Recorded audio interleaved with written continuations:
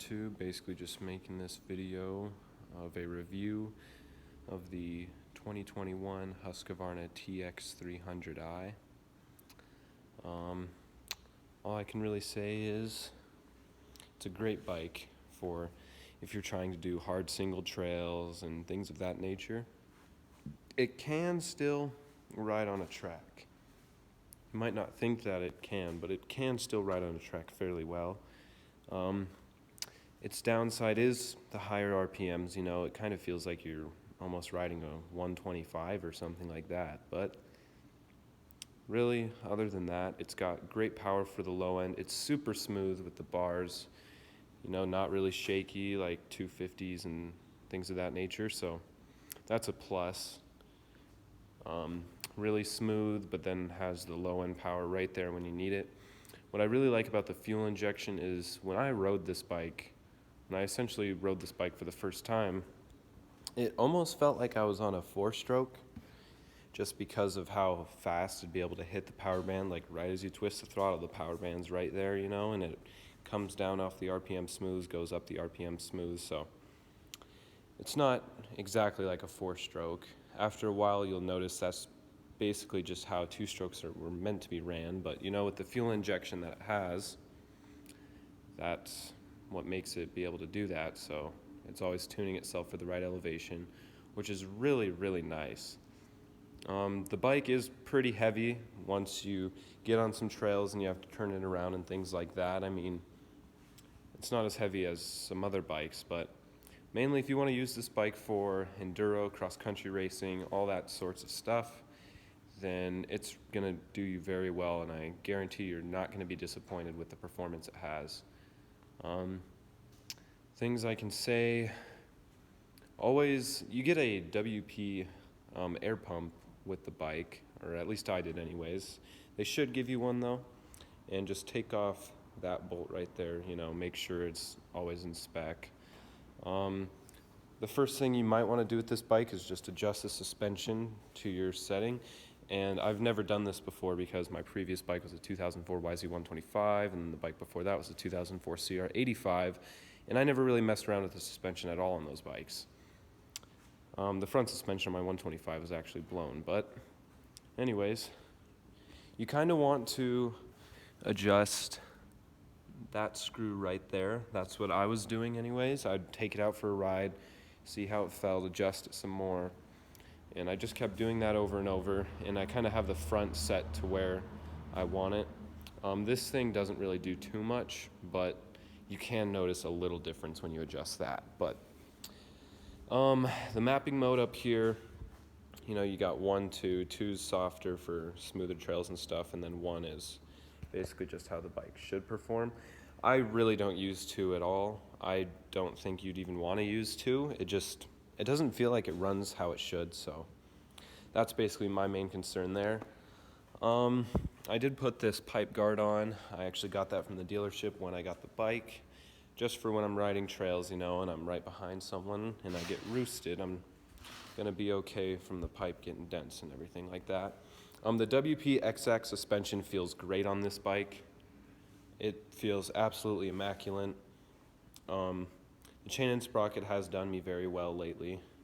I have put 19.7 hours on the bike, so I've got about 20 hours. I've changed the training fluid twice now, and I've cleaned the air filter a few times.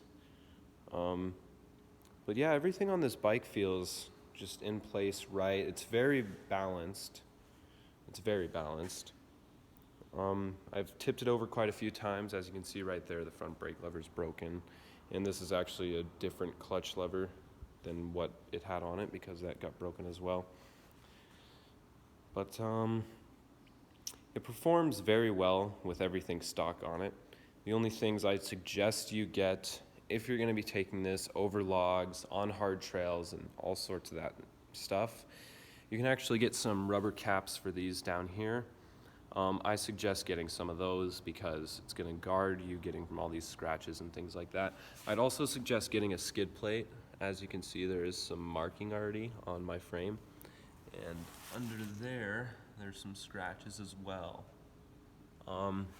So yeah, it's already pretty scratched up, but you know, if you get a skid plate, that'll save you from it.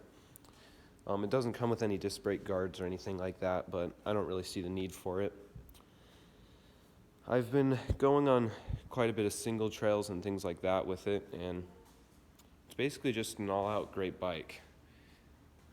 And I did not get the street legal version because, I don't know, the one at the dealership had some really terrible tires and things like that, and plus it is a lot less weight for if you're mainly riding dirt. So the gas tank is very nice. I like how it is clear because that's really nice to have. I mean, that does come on all KTM and Husqvarna bikes for the most part, but I've never had it before. So if you don't know, with the TPI injection, you put the oil up here. Try to get this open for you. You put it in there, and then, you know, you just put gas in there. But they really did it well with this 2021. They didn't make too many changes from what I know, but it's an all-out great bike. I mean, it's worth the money. It's got a nice set of tires and rims on you for you already. You'll probably pop the tubes pretty easy on these. I've actually already popped the front tire tube, and I had to put some slime in it. I'm not really trying to do a whole tire swap because winter is coming soon, or a whole tube swap, so I just put some slime in there and called it a day. But it is a very nice bike. You get what you pay for, that's for sure. I wouldn't really worry about your spark plug fouling or clearing the throat or anything like that. These bikes have been designed to go way lower in RPM. Like, this thing can basically be completely stopped and still be rolling in first gear. So I wouldn't worry about your spark plugs fouling too much on a bike like this. And you'll probably be in higher RPMs anyways once you get on different trails. So, but yeah, it's definitely a great bike. Not a great first bike, but I'm very satisfied with it. This is my first ever brand new bike from the dealership, and it performs amazing. One thing I don't like about this bike, though, is that it did not come with a kickstart. You can actually get a kickstart. You can get like a setup for a kickstart off of like things like Motorsport. You can get a Kickstarter kit and get a Kickstarter here. And I mean, it's like $200. I wish it would have just came with the bike, but the electric start works all right. I mean, the battery hasn't died on me yet, so I guess I can't complain too much. And that's also very convenient to have when you're going through a rocky trail. You know, you bog out or you stop or something like that, and then you can just start it up right again with that electric start. You're not wasting a bunch of energy trying to kick it over, especially when you're in a bad position of angle or something on a hill. But yeah, so